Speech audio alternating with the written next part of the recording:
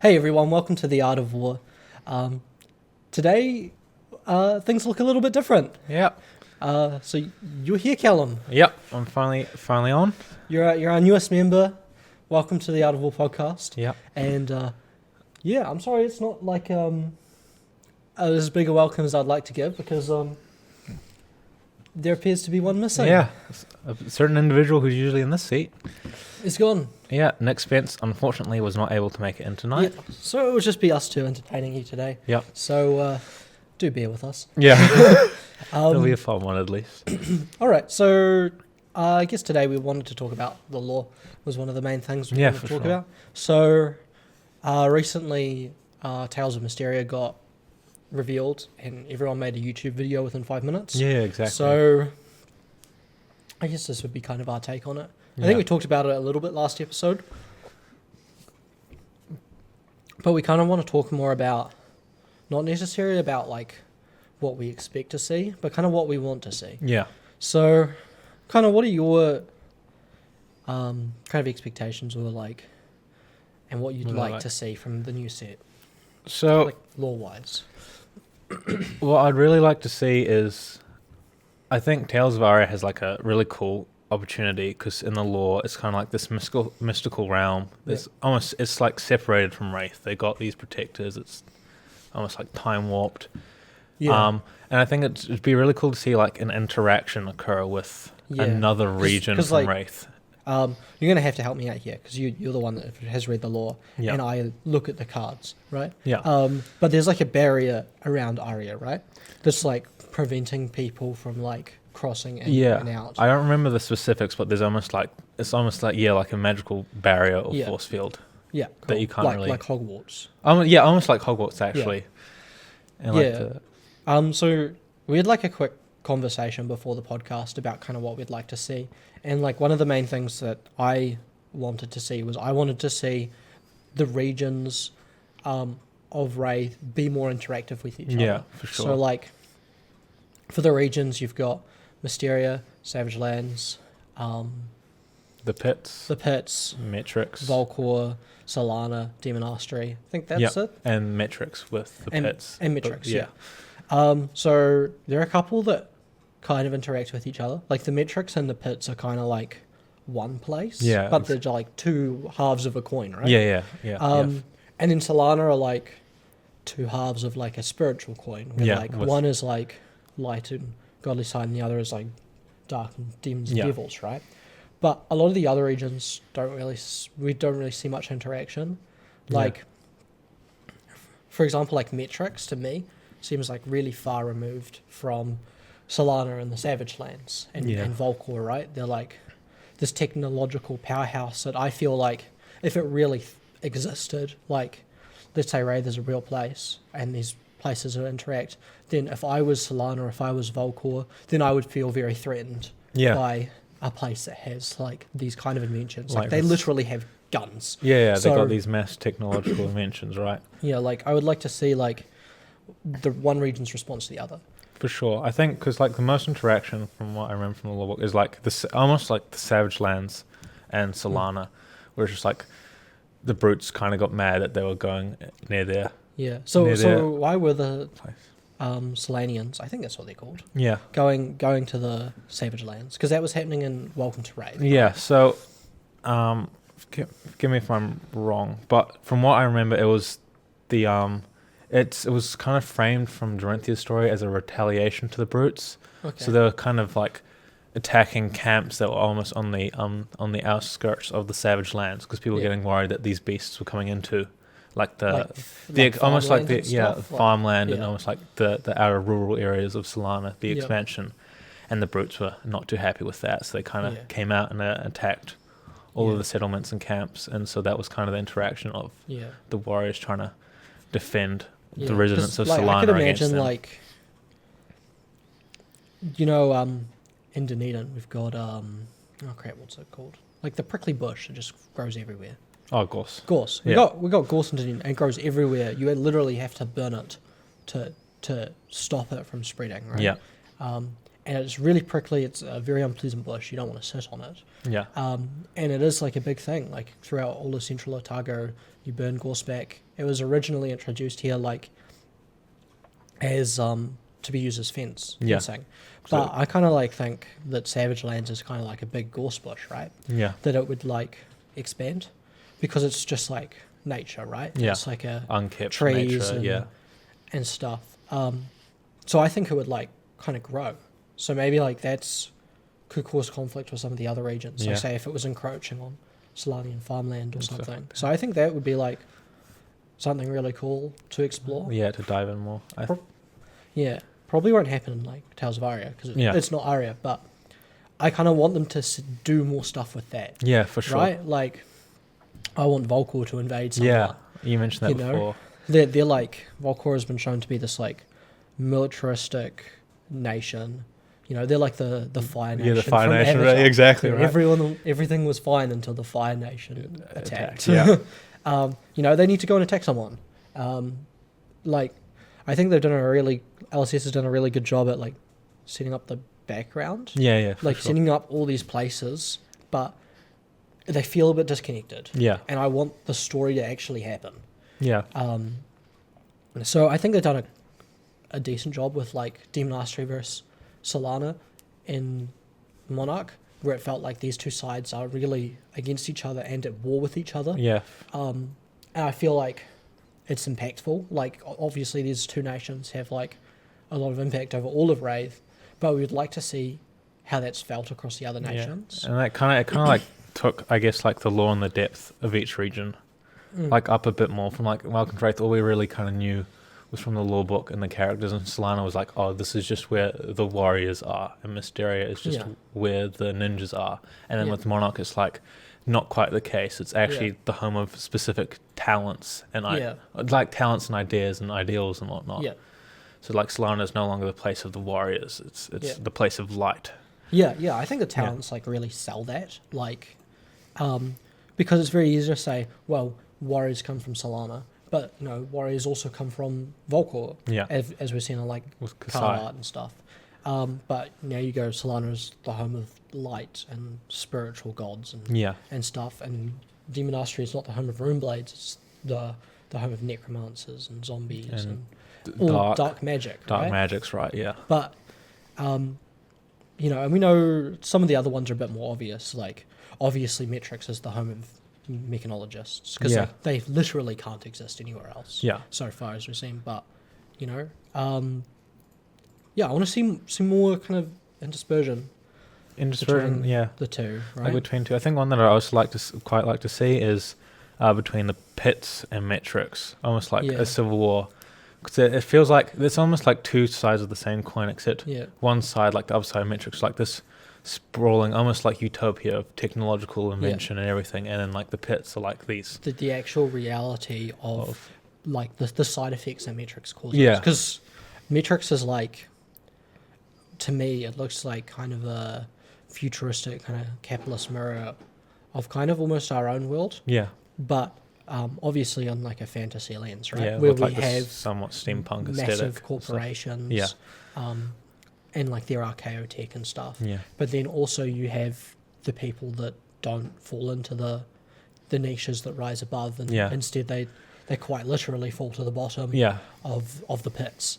And then you have like gangs and assassins and bounty hunters and rangers and stuff. Yeah, and characters like Azalea who are like almost like a vigilante, taking everything. Have to take stuff into their own hands. Exactly. And it's like Flesh and Blood has its very own Batman. Yeah, exactly. Like, and like I think something needs to happen. Like, it doesn't have to like be the whole, you know, country. It doesn't have to be all of Raid has to react to one thing, you know.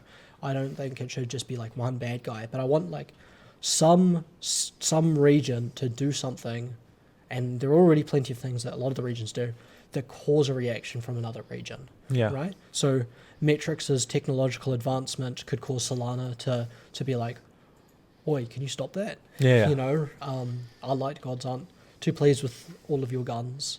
Or, you know, like Volcor, I think, because they got lava and stuff, maybe they could try and like terraform and burn back the Savage Lands. You know, like, I see all these possibilities, but none of that has really been done yet, as far as I can see from the card art. Yeah, I think like a lot of like the stage has been set almost for like a lot of the card art. I think even like with Katsu's story, there's like this plague that's kind of plagued the people for generations and generations, and he's like going out to find a cure, but we don't really know what's caused it or anything like that. It's like almost like the stage has been set, and there's like little teasers in certain card art and stuff like that where like there's other potentially significant characters. Yeah, I mean, like, with that kind of thing, like, to me, until we find out more about it, it's an excuse to have a character. Yeah. So there's a plague, you know, Katsu's gone out to find a cure, he's Katsu the Wanderer. That's why he's wandering. But I need to have a story, you know? Yeah. Him just wandering to find a cure for a plague isn't enough for me. You know, there needs to be, you know, where did this plague come from? Where does Katsu go? You know, who does he find? You know, does he actually, if he gets the cure, does he actually make it back to his people? Yeah. You know, like, I need, you know how, this is a bit off topic, but, you know, that new card from Monarch, Nourishing Emptiness, how it has the character's deaths on it? Oh, yeah. Like, it's all a bit vague. So on the back of this card, if you don't know, there's a lady sitting in front, and behind is like I'm not sure what it's called, like a dressing. Almost, yeah. Can't quite remember the name, but almost like like you saw in old school movies, dress behind. Yeah, right? like with the frames and stuff. Yeah, yeah. And it's got different art of the heroes dying. Like Bravo is stabbed through. I think Katsu has a bunch of arrows coming out of him. Katsu's got a bunch of arrows. Yeah, and it's like, is that actually going to happen, or is it just like wispy nonsense? Yeah, so there's some law, I can't remember who I heard it from. It's like, apparently that's from Mysteria, and it's something to do with like, it's like to do with like the character's fate or something, but it's not really set. But it's sort of like this mysterious fortune teller. Yeah. Almost. But it'd be cool to see like some development or even like tying in of that, right? Yeah. Like a hero finds out their fate or something. Yeah. I think this upcoming set, bringing it back to Tales of Aria, is, in my mind, like, so on the map, Aria and Mysteria are like right next to each other, and they're also like the most reclusive nations, right? They're not, like, Volcor is militaristic and it's inevitably going to push outward. Yeah. I think Solana is kind of the same deal, right? They're going to have like a big populous city and go and look for more land, and Metrix is going to need more resources to fuel its mining and creation. But Aria seems to be quite self-contained within its magic barrier. Yeah. And then the Mysteria is like inaccessible, it's like cliffs, monks, right? Yeah. They're like all about solitude and, you know, finding comfort in, you know, isolation. Yeah, and stuff like that. And, you know, living like a honourable life, I guess. Yeah. They're very obviously modelled off like feudal Japan. Yeah, for sure.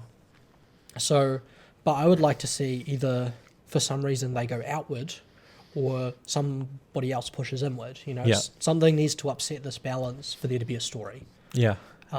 So I'm really keen to see something like that, you know? Yeah, I think Tales of Aria is like especially like a really good, I guess, place to start, right? Because it's almost more reclusive, so it takes more to kind of get into Aria than it does Mysteria. Like Mysteria, you can somewhat wander in and you'll find the cliffs, but Aria's got this magical barrier. Maybe I can see Aria like, if like, for example, like the walls would come crashing down, like the magic barrier would disappear, that it would have actually like quite a big implication for everyone else. Yeah. Just because there seems to be like really powerful magic there. Yeah. And you know, if there's a bunch of land and stuff that wasn't there before, it was inaccessible, and then suddenly it is there, and you can actually walk in and invade it. Yeah.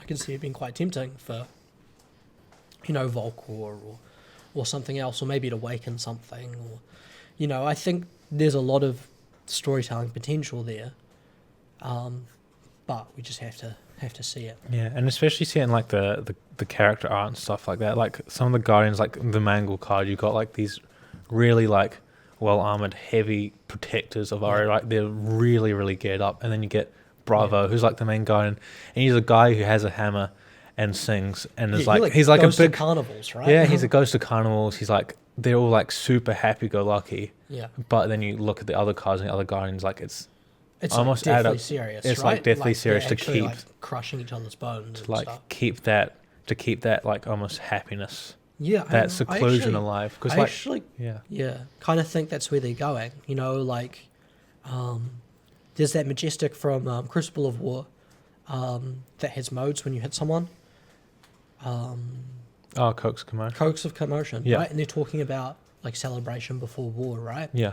I kind of think that's like something that Aria is kind of going to play into, where it's like the self-contained place that quite radically changes when it's exposed to the outside world. Yeah. So they go from like Bravo being a happy carnival man to, you know, mustering a huge army or something of, you know, these paladins and warriors, and, you know, moving out onto the world stage. I think that would be like a really cool story.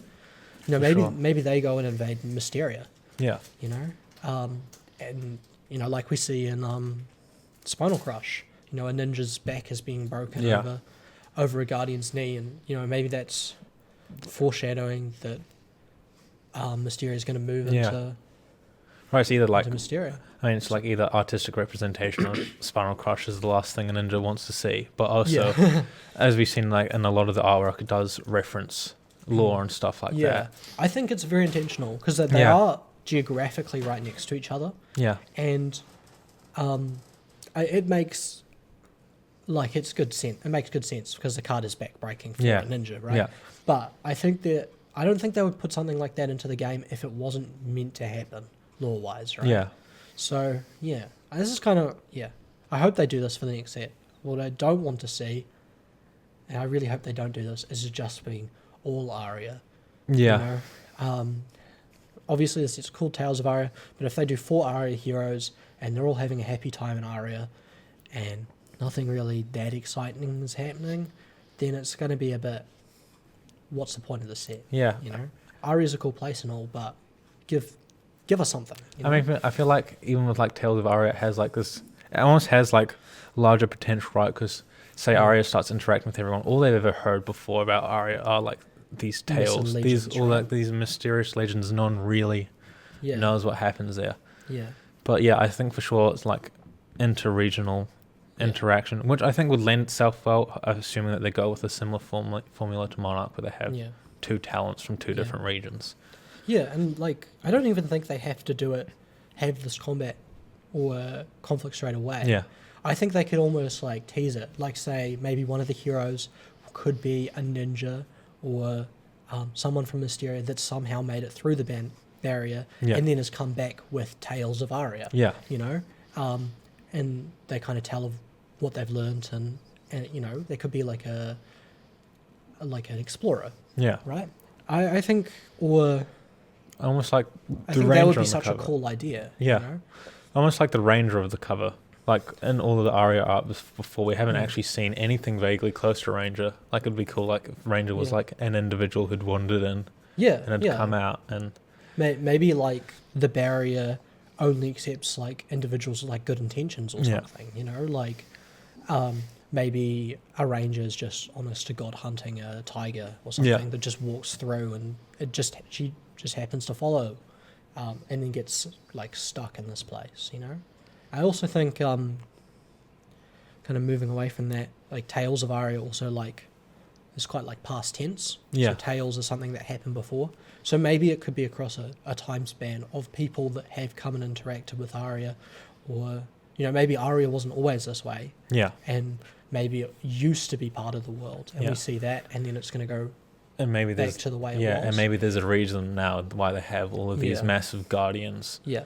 Who are literally massive fucking hammers, like destroying people's feet. That's one of the things I don't get is Aria looks like this happy-go-lucky place, but then you see all these brutal protectors. What are they protecting them from? Yeah. We don't see them fighting monsters. We just see them fighting each other, really. And fighting people. The rest of the cards don't imply that. So something has to for the Guardians to have people to defend against, they have to have either be like internal conflict, or people have to have made it through this mystical barrier. Yeah. Not like I'm probably going to upset some people here, but you know, like Game of Thrones, I didn't watch it, but for ages you'd hear winter is coming, and you know, these zombies are going to attack this wall, and it just didn't happen for ages. You know, I don't want it to be like that. I need something concrete to actually get invested in this place. You know, it's a cool idea as it is, but we need some interaction. Why is this place part of Wraith? Why does it matter? You know? Yeah, and I think that's what Monarch did really well. If you think about the Demonastery, it's like, it's just kind of the place that Viserai is from. And he does magic and physical damage, and we know that he's got... Spooky Hogwarts. Spooky Hogwarts, right?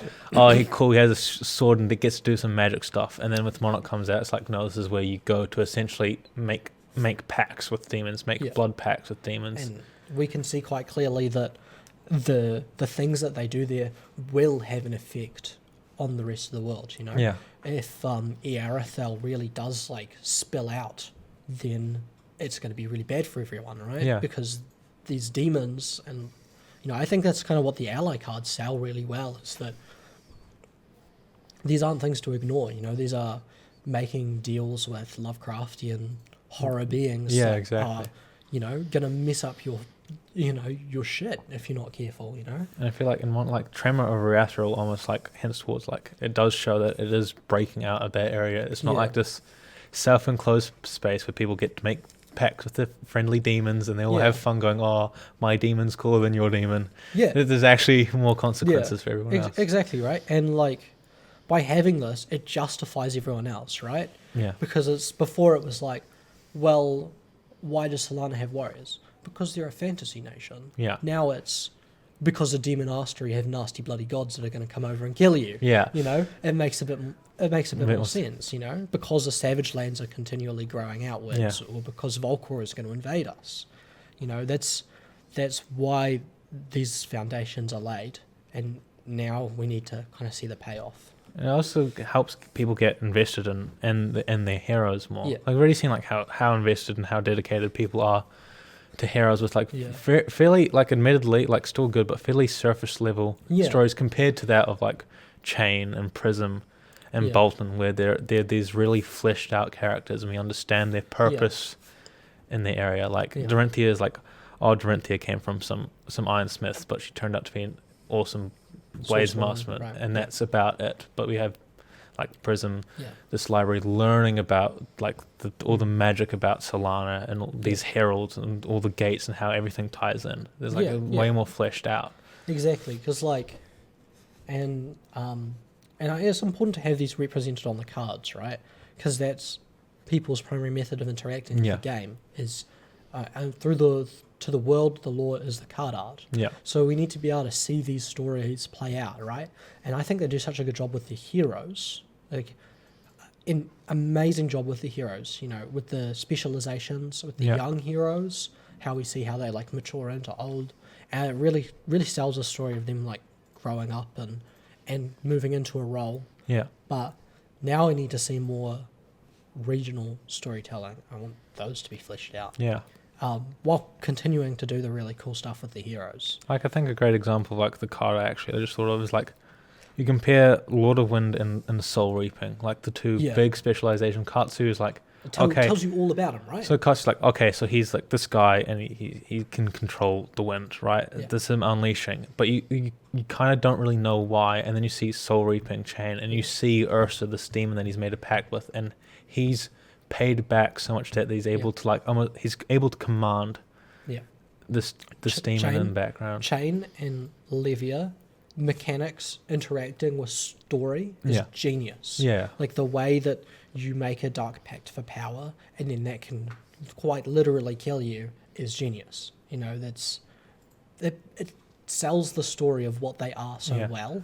And even the light heroes, even though it's less kind of, I guess, tangible and obvious, building up the soul as well, they're almost making pledges or allegiances. They have to be almost holy, right? You look at Bolton with no cars and soul.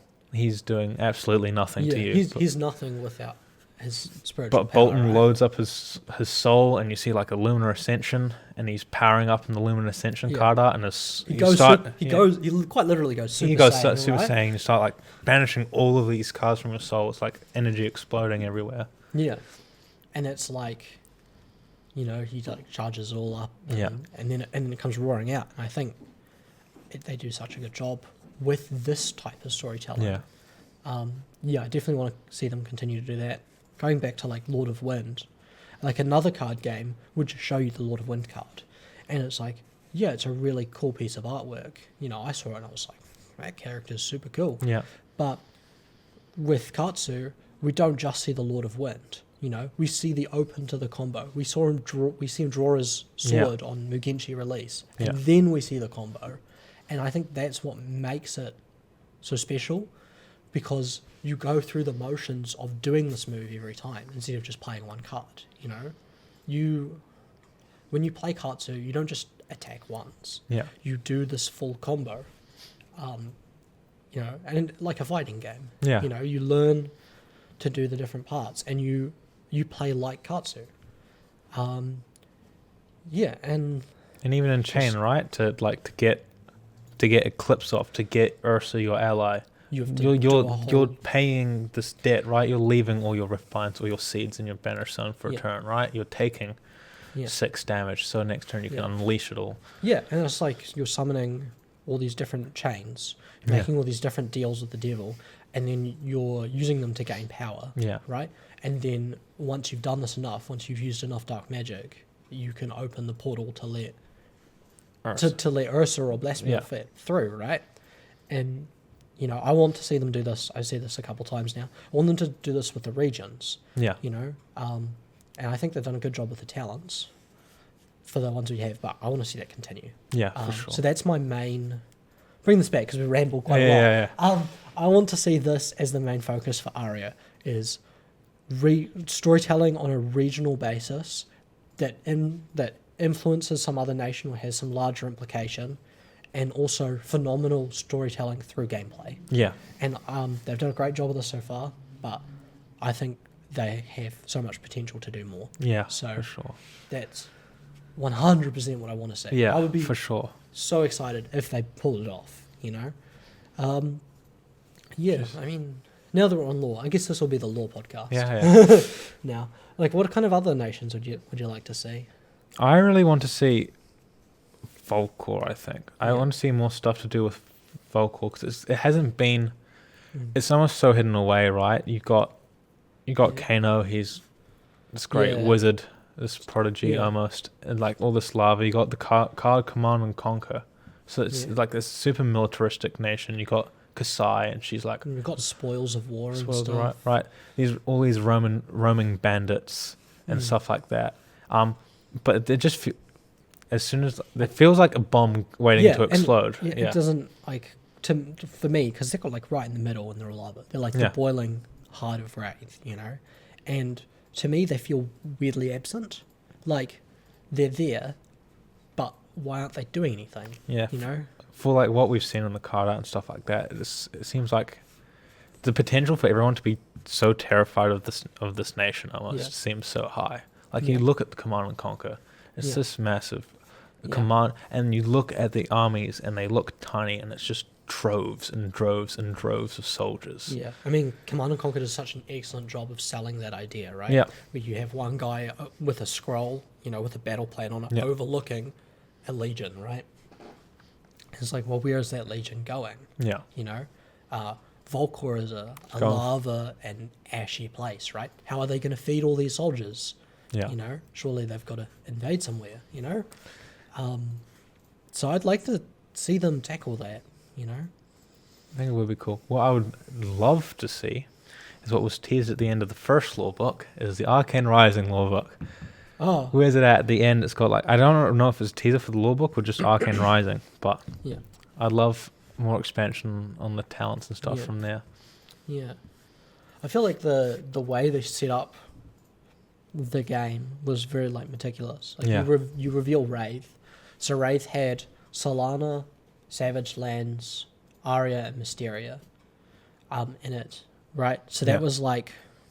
And these places have a lot to do with like the physical world, right? Yeah, like Solana is like the center, it's like the heart, right? Yes.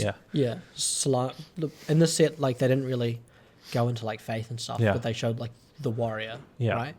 and then you have the brute, which is like the primordial, like nature side, and like Aria was kind of like a flip side to that. Yeah. You know, whether Aria's like kind of like a tamed wilderness. Yeah. Whether like the Savage Lands is untamed. Yeah.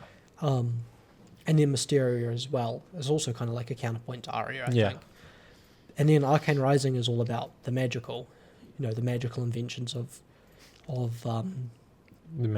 metrics and, you know, the Wizards of Volcor, the Demon Astri, Rune Blades. And then like the side effects. Range is a little strange, doesn't quite fit. Yeah, the pits, but I guess you can view the pitch as like the kind of say like the cost of all this. Yeah, I guess it's part of metrics, right? Yeah. So it makes sense to have a pits hero. But when Monarch got revealed, I kind of had this theory that Wraith was the physical, Arcane was the magical, and that Monarch would be the spiritual aspect. Yeah. And I think I was quite right. Yeah. But it's going to be interesting to see how Tales of Aria comes, because we've had like a 3-act setup now. Yeah. Where's the payoff? Especially, I think there's like a lot of opportunity in like, not even the core sets, but like the supplementary ones, like Crucible of War. It's like everyone's gearing up for war. Yeah. There's that like was the whole, one of the things, the like, whole that caught set, me like off this, guard. the selling point of the set is like everyone is gearing up and getting ready. Yeah. It's like this massive war. Yeah. But I still haven't seen like the war yet, right? Yeah. I feel like Crucible of War is the weakest set, lore-wise, because it's not very focused. Yeah. So it's just like everyone gearing up for war. We see all these Volcor soldiers, but where are they going? We don't know. Yeah. I mean, some of the cards make more sense for Solana and the Demon Astri now, because we have the payoff in Monarch, right? With the two fighting and summoning Dark Gods and teasing Erathal as well. Then you had cards like Unified Decree, unfortunately not very playable, but where it showed like all of the warriors, or I think they were the Templars, like standing around like almost what looked like a battle map. Yeah. Yeah, like Unified Decree as well. You know, so, like, I guess, one of the things, like, with it, is that I've just completely lost my train of thought. Crucible of War, or just in general? Yeah. In Crucible of War, you have all these characters gearing up for battle. Yeah.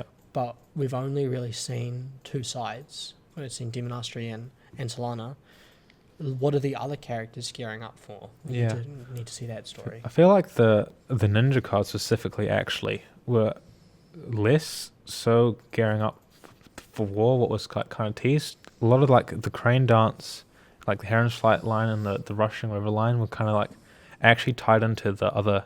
So in the lore book, they got disciplines in Mysteria. So there's like these core disciplines and the extra ones. Actually, do those cards even show, from memory, those cards don't have any enemies in them? No, they don't. They're just like a display almost. So like the Soulbead Strike line, I can't remember the art, but it's almost like a direct reference to a specific art of fighting art that was mentioned in the lore book of like it's sort of evasive and it's using like counterbalancing against the Ender Beam, which makes sense because they're more defensive cards, right? They've got block 3 conditional go again. They're not all out aggressive, but they weren't any enemies. They're like taking an advantage of an opponent's, misplay. Yeah, momentum. Yeah, or an opponent's like inability to see what's coming next.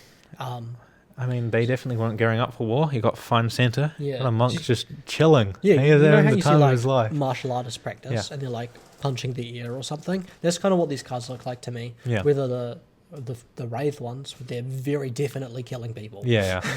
Blackout kick. Blackout kick is not for practice. Yeah. That person is dead. It's not a training dummy. There is blood coming out from under there. Yeah. God, I love that art. Yeah. Card. And even Lord of Wind, you got people flying everywhere. Surging Strike, a wind blast has literally gone through a guy's stomach. Yeah. He's like blasted through a person. You know Blackout Kick. Have you seen Kill Bill? I have seen Kill Bill. There's that animated section. Yeah. Right? Where they're like the girl, I can't remember her name, has a katana and she cuts down these mob bosses and just blood just goes. Yeah. Like to a ridiculous extent. Right? Yeah. It just reminds me of that so much. I love it. Yeah, it's so good. Super cool. Such a good card. Yeah. Watch Kill Bill. Yeah. What? if you're If over you have 18. not. Yeah, if you're over 18. Excellent movie. But yeah. Yeah, I guess moving on from the lore, because we've rambled enough. Yeah. I think we've gotten our point across a couple times. We've been doing lots of testing for Constructed. Yes, we have been. Because Rotonat season is coming up, which is really exciting. It is a great time. So what have you been playing? So I've been currently testing, of course, Aggro Katsu.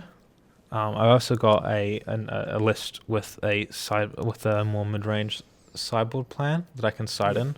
So is this Karen's list or something a little different? For the testing, I was actually testing with Karen's list a bit to try out mainly the minimalism line for slower decks, and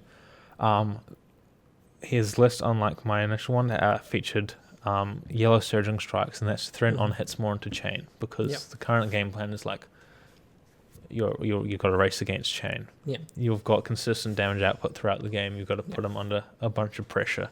Yeah. Which has been interesting.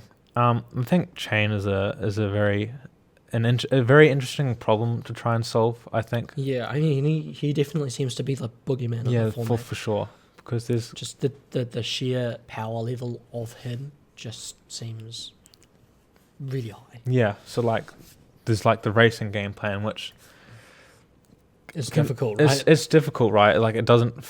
It doesn't feel the greatest to play because you're not really interacting, and sometimes it feels like a bit of a coin flip. It's like who draws their plunger on first, or stuff like that. The 10 or so armor that he has really puts it in his favor quite a lot of the time. Yeah, because he just gets to ignore your best on hit. Yeah, whatever card that is, whether it's Prism's card, Herald of Justice, Herald of Judgment, Herald of Judgment, yeah, or Command and Conquer. He just gets to nope it, like a plunder on turn from a Katsu, exactly right? And I think, and then the other game plan to chain, obviously, is that we've seen quite a lot is with Guardian and trying to deck out the chain. But I think that's a really interesting matchup to try and solve, because of the chain's ability to round turn threes, where they got to decide what their ability to flick a switch and go, okay, you're trying to deck me out. I'm going to set up a 40 plus damage turn with all my Rift Binds and Seeds at the bottom of my deck that you won't be able to defend against. Yeah. Yeah, before we get too far into the specifics of what cards we're playing and what we're testing with, I'm just gonna think it'd be cool to talk about how we test. Yeah, so for sure. If you guys have been watching the channel, you would have seen our Art of War +1 series. Yeah. This is quite close to how we test. Yeah. But there are a few key differences. So the main thing is for the Art of War +1 series is that we have a list, right? Yeah. We have 80 cards that we can upload and show you so that you guys can try it. When we actually test, the lists aren't this concrete. No, they're very far from concrete. We very often have much more than 80 cards to pick and choose for each matchup, and we'll try and work out the best sideboard cards. We'll take this out of the deck, we'll take this out of the deck. Yeah. In different matchups. We'll run through stuff. We a great way actually that we do in testing. That's also a great way to learn when you're first building a deck. Is if you're not too sure about a card, put it in the deck. Exactly. If you draw the card and multiple times you go, this card is just really bad, it's not doing anything for me, then you know to take it out. Yeah. Or try a different matchup. Yeah, try a different matchup with it.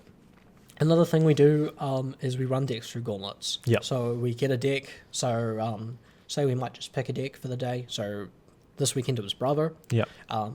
We had a few decks that we were interested in. So we played Chain vs Bravo, Prism vs Bravo, Ninja vs Bravo. And we all just kind of see where Bravo sits in the meta. Yeah. So we see how these other decks interact with it. Yeah, so we're either running a new deck that we put together with slightly a slightly different list against the top decks that we've seen, and we want to run it through that gauntlet and see how they perform, or we're running new stuff into a top deck, and we're trying to see how it fares against our changes. Yeah, and another thing that we do that's quite interesting is a lot of the time, I think you guys might do this a little bit less than I, but I would just build a deck with no defense reactions in it. I did this as well, yeah. So I play a deck with no defense reactions into it, and then I just run against a deck that I know usually needs a couple defense reactions, right? And we'll see how the deck does.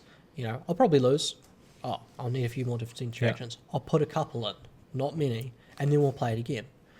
And, oh, that was a bit better. I might need a few more. It's like adding spice to a meal. Yeah, exactly. You don't want too many, so you need to get it to the right amount over time. Yeah.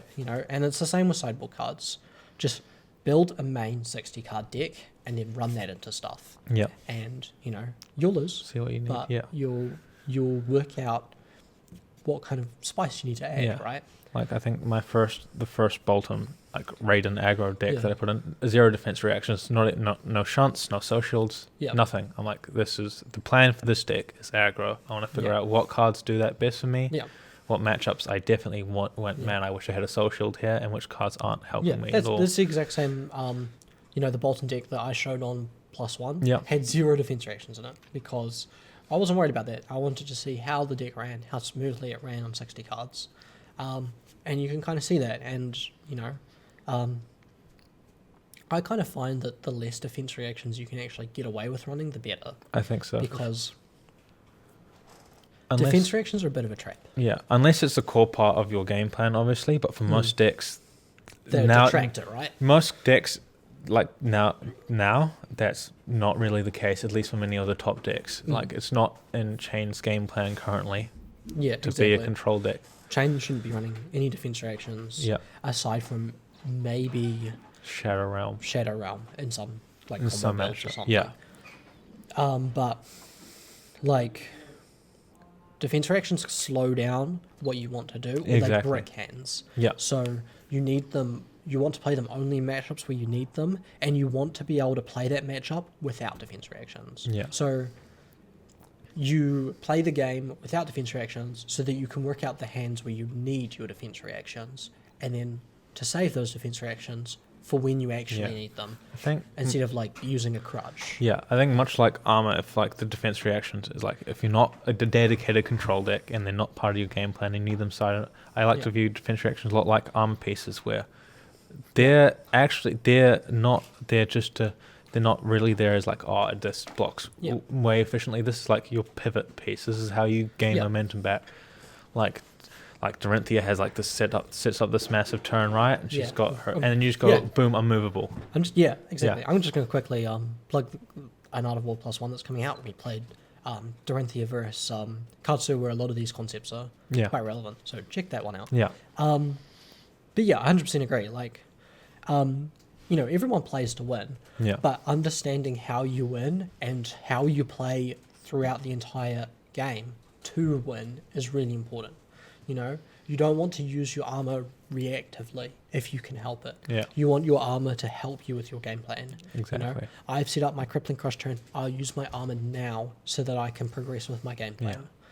I think another interesting thing that we do quite frequently in testing is we will just race and we won't block. So we were testing an aggro prism into chain, and like there are turns where it's definitely like you should be blocking, and we're just like, no, we're gonna race, we're gonna not block, and we're just gonna see which deck is faster, how much damage output we can do consistently hand to hand while trying to get up stuff. So this helps you work out. This is important because it enables you to play your 4-card hands. Yeah. So it lets you work out which cards are useful in your hands and which cards are unnecessary or didn't add much. Yeah. So you can see what cards you maybe should block with. Yeah. You can see what turns did my opponent do that felt really powerful or put them in the race. Yeah. What are the turns I actually need to block? When did I not need to block? And you see this by ironically not blocking. Yeah. You're like, wow, these four cards, whenever I see these 4 cards in hand, like the amount of tempo and damage that I can deal, like it's almost every situation it might be worth not blocking as well. You get to, it's like limit testing. You get to limit test exactly right. how much damage output you can do with each unique combination. Yeah, and another thing is it also clearly identifies the roles that each deck should play. Yeah. If one deck is winning the race consistently, then you can say that it is probably the more aggressive deck in the matchup. Yeah. If one deck is losing, then it's probably the control deck. And then you start to play them as the aggro deck and the control deck. Maybe we'll switch it up. Maybe the Bravo plays aggressively and maybe the Ninja plays defensively. Yeah. this is kind of a rough example because it's not how the matchup plays. Yeah. But you kind of get the idea whether you try and break the rules to see where the limits are. Yeah, how far, what you're actually meant to do. You know? How much you can break them, and then like when you can identify when like what hands, if you're just racing, right, and like this hand does nothing, you're able to identify this is this on hands like these where I don't have a specific card set up in Arsenal or whatever. This is when I have to pivot to the more control style, and on these types of hands, I get to pivot back. Yeah, and it's very important because if you're newer to the game, you might say, well, why do I need to know if I'm the aggro or the control player? And it's because if you play your hands hand by hand, then your opponent who is playing for the future will get an advantage on you. And it's all about working out where the future of your game plan is, you know? And some decks are really fluid, you know? Sort of like Warrior is a really great example of where Warrior can be the aggro deck in a lot of matchups, but it can also be the control or the mid-range deck in a lot of matchups. Yeah. You know, Dorinthia's aggro against Bravo, but control against Ninja, because it blocks a hell of a lot better than Ninja can, right? It gets to really control the tempo into Ninja. Exactly, right? And it can also set up turns that are very difficult for Ninja to block. Where the Ninja's like, well, I can't really block you, so I'm forced into this aggro position unless I play like a crap ton of flick flicks and stuff. But by and large, that's what's true. Yeah, you know? You're like forced to, because like you'll notice some matchups, especially like have there's certain dynamics where some heroes have more relevant on hits than other heroes. So like Chain versus Katsu is like Chain is just for damage. Yeah. Chain has barely any relevant on hits. He has like Consuming Volition and Meeting Great. And his weapon. That's it. And Consuming Volition is like the only super relevant one that isn't just more damage, right? So Katsu is running Stringent Strikes. He's got his Katsu trigger. He's got his Whelming Gust Waves. Every single Katsu card has on hit, right? Exactly. Because of your hero ability, right? Yeah, so they're threatening on hit triggers, so you tend to be able to control the tempo at least somewhat to a degree. It's not the best example, more so, whereas your cards are more demanding of a block, right? Whereas it's the opposite is true is for Dorinthia. You can't race a Dawnblade counter. No. Yeah. That once that gets rolling, it becomes like a train. So now suddenly you're forced into this position where you have to be more aware. Yeah. So Dorinthia is interesting where you can't usually outrace a Dorinthia because of the +1 counter, right? Yeah. If they can give their Dawnblade go again, which they can the vast majority of the time, then you're not going to be able to race it. Yeah. But you can kind of race it when it's opportunistic for you to do so. You can race it for 2 turns and then stop, and then race it again for 2 turns and then stop. So like what this would look like was if you let Dawnblade get a counter and then just hit them so hard back that they can't capitalize on it. They have to, right? They're losing their hand, they're losing their counter. Exactly, right? Yeah. You let them get that +1 counter so you can enable your even bigger play, right? And then like let's say they don't block and they take all the damage and then they come back at you with a +1, right? Then you just full block it. Yeah. You're like, okay, you can have the tempo now. I'm way up on life on this trade because Katsu can do way more damage than Dorinthia can on a single turn. We'll just reset. Yeah. And it's working out when you can do things like that is what makes it kind of separates a player that knows a matchup and that doesn't, right? Yeah. Is knowing when you can go, when you have to stop, and who you are in the matchup at any time. And ironically, the best way, like we said before, to figure that out is don't block. Yeah. Figure out what turns are your massive blow-up turns. Yeah. That let you change the tempo. Yeah. And identify some cards that you want to play in each game. Yeah. So, and not just the obvious ones. Don't just go, I want to play Steelblade Supremacy, Warrior's Valor, and Determination together. Yeah. And just kill my opponent. This is probably not going to happen. Just try and work out some things that you can set up that are good enough. You know, I want to be able to Spinal Crush and then Crippling Rush on the next turn. Well, that's entirely doable. You just have to pitch the Spinal and then pitch the blues and then the Crippling. Yeah. Or Arsenal one and then draw the other. Yeah. You know, and then play them, right? And you do that by using your armor and blocking out so you have enough life to do that. And that's where the testing comes in. You need to work out where you need to be. Yeah. So more onto what we actually did, I guess. Yeah. So we ran your Katsu into Chain and Aggro Prism. Yeah. a few times, so it was kind of interesting. It was the prism matchup is very interesting. The prism matchup feels less interactive than chain than what was at first initially thought, I guess, because on paper, just looking at Prism's cards and Katsu's cards, it feels very Prism favored. It's like, oh, yeah, well, Prism, you don't have many 6+ attacks, right? I don't have many, if any, amount, right? and they just, that's what you think. Yeah, and then I went, okay, I'm just gonna try and race the Prism. I'm not gonna block anything, unless it's an erudition and I'm able to actually block the one relevant on hit. We'll just race it, and found it very, very close. Turns out 12 damage returns by Prism with full card hands. Katsu can keep up with. Yeah. And often, the Prism can't afford. Prism doesn't have very good armor. Yeah. And she can't actually win the 4-card race very well because the Katsu on hits just put you over, right? And then another thing this is like a Luminaris Prism based around Heralds. Another super interesting thing, I guess it's sort of a mind game, is that whether it's the better on hit first or second. Yeah, so like a play pattern that I guess initially you'll start to see and will probably change up is the less relevant on hit for Prism tends to come first. Yeah. So you might get hit with like a Dominate Herald. Yeah. And then get followed up by Herald of Erudition. Which is really important on hit. So it's like baiting your block. Yeah. Right?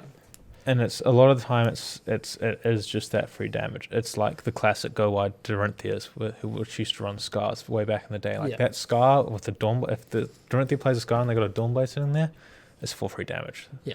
Unless it's full lethal. And I found. Well, it's lethal anyway because Dawnblade's coming. Yeah, exactly. So like the main one of the ones actually that is surprise. One of the most concerning that I guess kind of flew under some people's radars initially is, I believe it's Herald of Judgment, the one that doesn't let you play cards from Banished Zone. Yeah. Which seems like, oh, that's super gross into chain. It's actually super scary into Katsu as well, because a lot of Katsu's pressure comes from your Katsu trio. Comes from searching up that combo piece and of getting course, way more those value. cards don't go into your hand; they go into your Banished Zone and then played from your Banished Zone. And it's actually the same for Steelblade, for Singing Steelblade and Warrior as well. So it turns that off as well. Yeah. So those are super scary. Herald of Protection, although annoying, wasn't as bad as initially first thought, because the Dutch is just like little value. You're just going to get rid of the token. Yeah, right? the token disappears straight away. Makes it harder to trigger your mask, but whatever. Most of the time, it's not. Depends if they're letting it go. If it goes off, they're letting it go off. And if you're taking the full hit from Herald of Protection, you probably got some good gas to come back with. Yeah, right? exactly. So that was a super interesting one. Chain is like the same. Chain feels like a little closer. Feels a little more.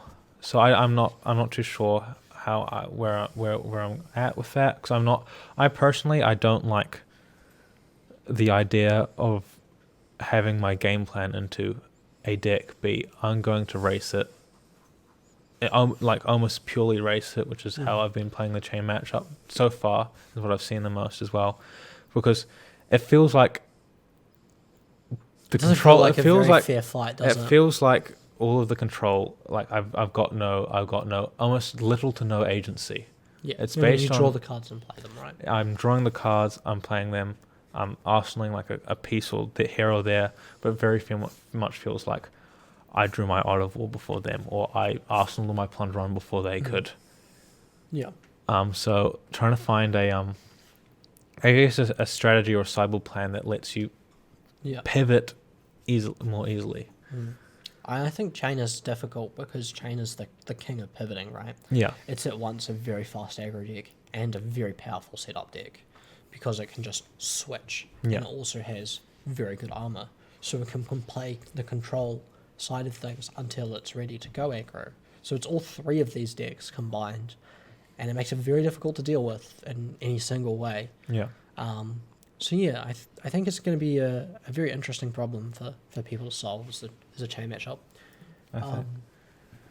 One interesting matchup that I played a wee bit was Aggro Prism against Bravo. So I was on Bravo, and I found that you actually wanted to be quite aggressive, because you could actually run out of threats by popping all their heralds.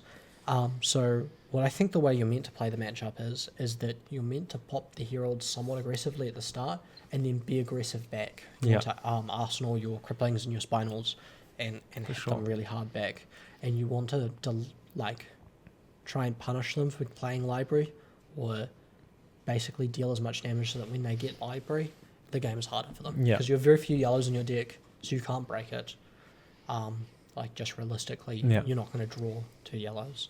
And I think the matchup gets a lot harder when they can get 5 cards. Yeah, and I think it's like really important to identify as well. Like that pivot is that this Luminaris aggro prism that we were testing, like it functions. For every deck changes when they get library. Yeah, and then also like the reason why it changes so much for library as well is like the way that the reason why Luminaris is so good is that they can threaten 2 attacks per turn. And the way that they're threatening block this as well. And the way that they're threatening 2 attacks per turn is with 4 card hands, whether that be 4 cards in no arsenal or an arsenal and 3 cards in hand. And library lets them play that while blocking quite aggressively. They're able to mitigate a lot of damage for these massive value turns. Yeah. And so that was an interesting one. So there are a couple tricks that we found out. Is that if a prism has 2 cards in hand and they pitch 1 and attack, if they have 3 cards, so they pitch and attacking and 1 card left, and say the card they pitch isn't a yellow, you can actually just not break the attack. Because if you just block it fully, say they have no cards in their soul, you just block it fully without breaking it, they can't use their boots to gain an action point, which that ability you need to pitch 1 for. So they pitch the yellow from their hand to trigger the library, right? But if you just block it out, and not say it doesn't have go again, and not breaking it for the boots, then they can't pitch that second card and they're forced to arsenal. They're not able to turn on the library for that turn. So I think that was definitely and it led to some really interesting potential lines of play of like, is there on hit, say like a protection? It's like a common one that you see is like, is them getting the spectral shield on a hit here? Am I able to take this? How badly does it affect me to stop them from the library? Right? Yeah. How much is a potential 5th card in hand worth versus the card they're going to arsenal? You know. And getting that, how much value does that spectral shield and damage difference give them in comparison? Yeah. So the matchup wasn't as cut and dry. I thought Bravo was going to stomp Prism because of the 6+ breaking their attacks. It's actually a bit more nuanced. I think if you play it, the more skilled player will win that matchup. Just by playing it slightly more correctly. I think library definitely, when the library came into play, it definitely changed. Just flipped it, right? It changed the dynamic, and because I was pretty much crushing until the library came out, and then the game became a lot harder. And the way I won that game in the end was by decking my opponent, but it felt hard. Especially for a deck where, like, I think Aura Prism with Iris probably does better into Bravo because 100%. The auras are the most difficult cards. Yeah, the auras were the most difficult thing for the Bravo to play with, but just the fact that library allowed for even when that game plan went awry, for Prism to stay in the game so long and so keep it so close was definitely I think the auras you actually, if you're on the Prism side, you want to save the auras for the end game as your finisher. Yes, I think so as well. Yeah, because if you can go Genesis into on the end of their turn into drawing up into protecting it with the Sentinel, the Arclight Sentinel into another Genesis into it like a merciful retribution. The Bravo player, because he's so limited in the amount of attacks he can do per turn, just 1 usually, has a really tough time dealing with auras after auras after auras. So I think you want to save that as a finisher. Yeah, and you're really trying to get with the auras similar to like what Dash used to do into Bravo, is you're just pinging them super, super wide. Yeah, and they can't block that, right? Yeah. They're not going to use their cards to block 1 damage. Yeah. And they'll just leak their life, So, yeah, I think that's the way you want to play. It's a very interesting matchup. Yeah. Really weird way to play Flesh and Blood in general. It really was quite strange. It feels really weird to just single block attacks. As well. And just have them pop. Have them not deal damage. So yeah, it's very interesting. And then we played a little bit of Bravo versus Katsu. Yeah. And the way we play this matchup is the Bravo player tries to play with the Katsu player. And it's quite close, I find. I think it's slightly Bravo favoured. I think it is Bravo favoured. It's definitely not unwinnable. Right. Yeah. If you play it heavily defensively and you're not attacking with your attack action cards, if you're not prioritizing your Spinal Crushes and your Crippling Crushes and aggressively trying to play them, then it's heavily Katsu favoured. Yeah. And that was also testing Belittle Minimalism in the deck. Yeah. And seeing how it worked with my playstyle and how much I like the cards and their ability to fix hands. I'm still not need to do more testing. I'm not completely sold on them. Yeah. At least in the list that I had it in. Yeah. I think there can be some tuning to make them work better, or there's just better sideboard cards. I just felt like. Yeah, and that Katsu Bravo gameplay method. Yeah. Is like, we kind of discovered that because of the way we test, right? Yeah. Where at the start we were just playing games and I was trying to be defensive because that's what Bravo does. Be defensive. Yeah. And I was losing game after game after game, and I was like, hey, if you get me to 20 life, which you'll do, and then you Arsenal, Plunder Run and set up an Art of War, I'll lose every time. Yeah. How do I beat this? And we decided, hey, let's just race. You work out which have the important cards to block, but you still play aggressively. Yeah. Then the game becomes a lot closer, and with a little refinement, it's actually in your favor. Yeah. So it's it's important to play the game in different ways to work out what your hero's strengths in each matchups really are. For sure. And I think if there's something that you take away from this episode, that should really be it. Like, there's not so one. Important. Your hero, no matter the list, can't always play in one way. Yeah, exactly. You have to adapt to what your opponent's game plan is. Yeah. You can play your game plan as much as you like, but there has to be some give and take. Yeah. And what else? I think I'll be interested to test some Livia. I know that you definitely won't be testing Livia that much, but I think there's definitely some potential there. But for me, I played Livia in the +1. Yeah. And I actually think my list is pretty decent. It is. I think it is. But man, the deck is hard to play. Not difficult, like mechanically difficult. Yeah. It's mentally difficult to play because you can just lose, no fault of your own. Your deck just goes, I don't feel like it today. Yeah. And just throws you. So it's not one for me to play because I can't play that way. Yeah. I think if you are willing to put up with the pitfalls and tune it even more, I think it can be a really powerful deck. I think so. I think there is quite a bit of potential there. I think it's also, you get to, and constructed, a lot of people who have played with Livia have either played her in Blitz or probably most commonly sealed or draft when Monarch come out, and that's a lot harder to manage the graveyard in that because you don't get to pick all your 6 powers. In constructed, you get to play Krypton 6 powers, and graveyard management becomes less of a worry. The issue is that non-attack actions are just so good. Yeah. It's so tempting. And it's trying to get that ratio right. I'll just stick some Shadow Puppetries, some Blood Rush Bellows, some Art of Wars, and then before you know it, you're missing. and you want those Hell from Beyonds in there. So I mean, like, if I could, I would run 9 Hells. And then you go even a little bit more extreme, and you go, maybe Ghostly Visit would be interesting. Yeah. And then these the deck cards becomes that you can cycle more and more diluted. So I think when you're building Livia, you want to try and stick to the 3 tenets as much as you can, which is guaranteed banishes cards. Yep. Is a 6+ power attack. Yep. And can be played from Banner Zone. Yep. You want your cards to do 1 or preferably 2 of those 3 things. So, yeah. That's if a card doesn't do any of those things, like Shadow Puppetry. Yeah. Shadow Puppetry does banish a card, but it's conditional. Yeah. Then, it should really be, although it's a very powerful card, it needs to be looked at with a lot of scrutiny. Yeah, whether for sure. It fits in the place of your deck, because as good as the card is, if you draw a couple of those kind of cards and then take 10 damage, that card does not good there. Yeah. And it's just going to ruin your game. Like the risk reward is quite out of balance. And then I think that's what we mainly tested recently was those. Yeah. What else are we interested in testing?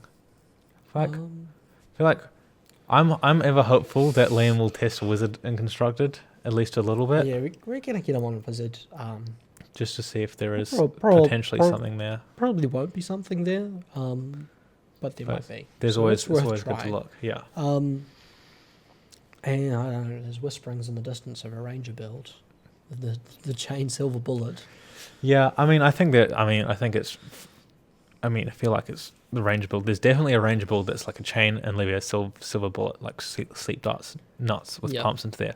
However, you can't have a deck be a silver bullet against one deck and then tank lose to everything else, right? That's the issue, right? Is that ranger somehow needs to become a good deck. Not just a good deck against two decks, but a good deck against a lot of decks. You can build Rangers to be a good deck against one deck. Yeah. Very, very well. But everything else is just there. So that needs to be fixed. I hope Tales of Aria does have a Ranger on it, because, the Ranger players have been hard done by. Yeah. Like, to be honest. They've had a rough time. Honestly, it would be quite funny how on the cover. The cover, they got this Ranger on the cover of the Tales of Aria, and they just don't have a Ranger on the set. Could you imagine if they released Tales of Aria, like the promotional image, and it was just a Guardian standing on top of a dead Ranger? Oh boy! Like, man. You actually almost see them doing that. But yeah, that would be so cruel. That would be. On the testing, do you want to? I feel like it's a good transition to our card of the week, which was definitely a focus of our testing as well. So this is a card of the week. This week is a very interesting card. And the idea, talking about silver bullets, is that this is the card to kill Chain. So there's been a few rumblings about this card. And the card is Snag. So Snag reads, it's a 0 blue cost instant that reads, attack action cards cannot gain power from attack actions or attack reactions this turn. Yeah, their own effects. Yeah. So they still gain power from stuff like Art of War, non-attack actions and other instants, but not their own effects. So a combo card triggering its ability off another card being played. Yeah, leg tap into Rising Knee is usually 4 than 5. However, it would be 4 than 3. Yeah, with Snag active, with Snag, right? But Art of War, leg tap, Rising Knee would be for 4. Yeah, exactly. Is how it works, right? So the idea behind this card is to counter a very specific combo that Chain players can do, and that's with the Riftbind. Yeah. So what we found, and you would have seen this in our +1 video with Bravo and Chain, is that the Bravo player can try and deck the Chain player. Yep. But the Chain player can win this matchup if they set up Riftbind with a bunch of seeds. Yeah. So you stack Riftbind basically gets +X attack for each non-attack action. Non-attack action you play. Yep.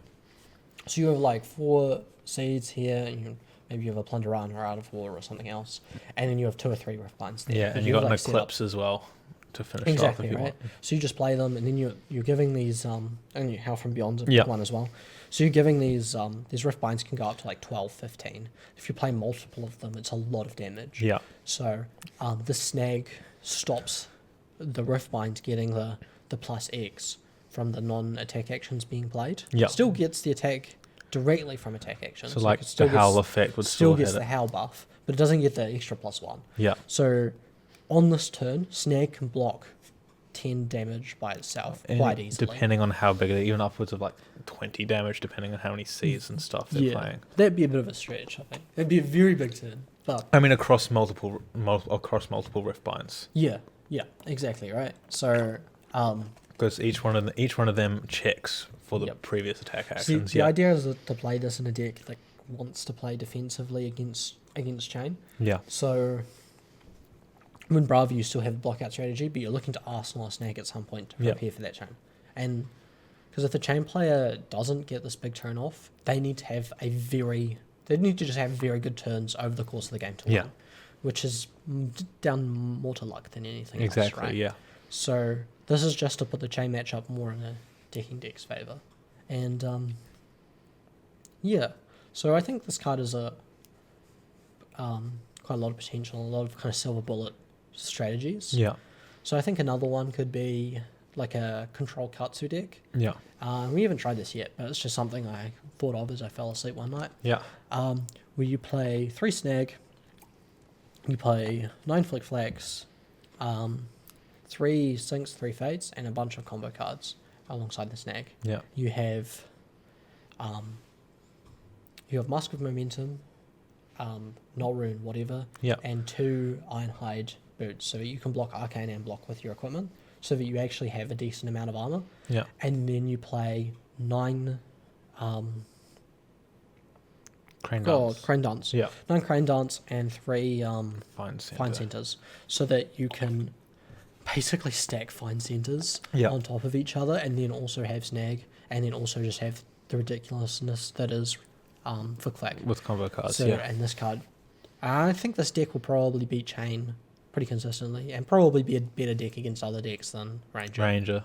But still might have some issues. Yeah. It'll probably suck into Bravo. Yeah. So they kind of do a similar thing, but just a bit better against other decks. Yeah. But I think it should still be Warrior, just because control ninjas typically get into Warrior. Yeah. And it can beat some of the other aggro decks in the format as well. Could probably have a decent matchup against Katsu if tuned right. Yeah. So I think that deck has a lot of potential. So we'll build it eventually and test it. But yeah, I think Snag is definitely a very interesting card. It is a very almost one-dimensional card. It's doing one thing. It's countering one specific strategy.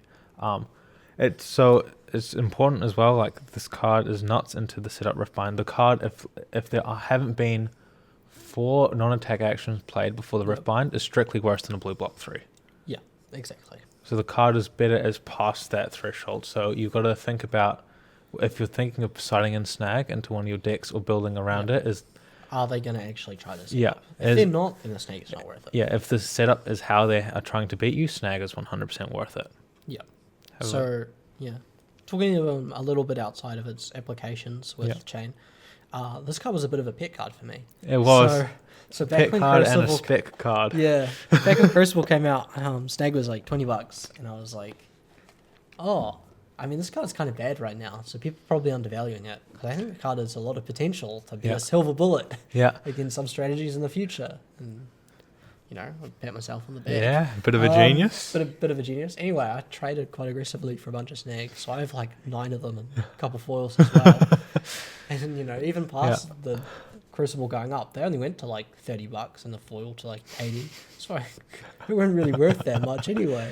So I felt a bit like, man, if only I bought like cold foils. Instead, you had also like $20. You had the opportunity to speak into cold foils and snags, and you took the man's choice. Anyway, maybe Snag will go up in price. Maybe I'll finally be rewarded for my dedication. Yeah. So you heard it for here first, guys. Please hike the price for Snag. Sorry, wait. What were we saying about it not being? Wait. That's right. Snag is great against every single deck. Yep, it beats everything, actually. Underrated card. You should actually break the rules and play 6 of them. Yep. Your TO won't notice. And then if you are looking for snags, there's only one vendor, Daniel Real. Yeah, and when it gets to $60, just be me. And I'll have some for you. I'm going to make this pick. I think there was also another person. I believe, I might be wrong. Hopefully I'm not wrong. There's an American guy that Matt G. have a percentage of the world's snags. I believe it's Matt G in the Fab Discord, if I remember correctly, who also happened to spec into snags, and he has a bunch of foil snags as well. He went a lot deeper than me. He went a lot harder than you, but I respect you both for it. It's fine. Look, we believed in a shared vision. Yeah. And look at that. You found it. It's cool to see the card actually seeing some use, because it's been a dead card, and I think it has some amazing artwork. Yeah. And, you're pretty gruesome. Eye-catching. You could say that. Yeah. So that's our card for the week. Hopefully, try it out against Chain, see if you like it or not. Yep. Doesn't fit everywhere, but it's a card that's gained a lot of relevance from the new set. So we thought we'd talk about it today. Yeah. And it's been a pretty integral part of our testing the last couple of days. Yeah, which for is sure. Also one of the other things. Also. Yeah. Since we were talking about lore, who do you think Butcher Jack is? Where do you think he's from? Because I have no idea. I'm probably I'm gonna have to say like a dungeon cell, right? It's got to be the pits, right? I feel like that's the most likely. That's probably a good one, right? The most likely place for it to be. Yeah. Maybe Unless works for a gang, and you're like, He's like the cleanup crew. Yeah. Someone hasn't paid their debt. Yeah. Yeah, Chain didn't pay his blood debt. Oi, mate, you've been playing too many non-attack actions. We're going to have to pull you up with that one, boss. Call over Butcher Jack. If you're wondering who Butcher Jack is, on the foil version of the card, there is a separate flavor text that isn't on the regular version, and it references Butcher Jack, who presumably is the torturer. Yeah, and I think another thing that we need with Snag is a Snag alt art of a bunning snag on it. Just a bunning snag on it.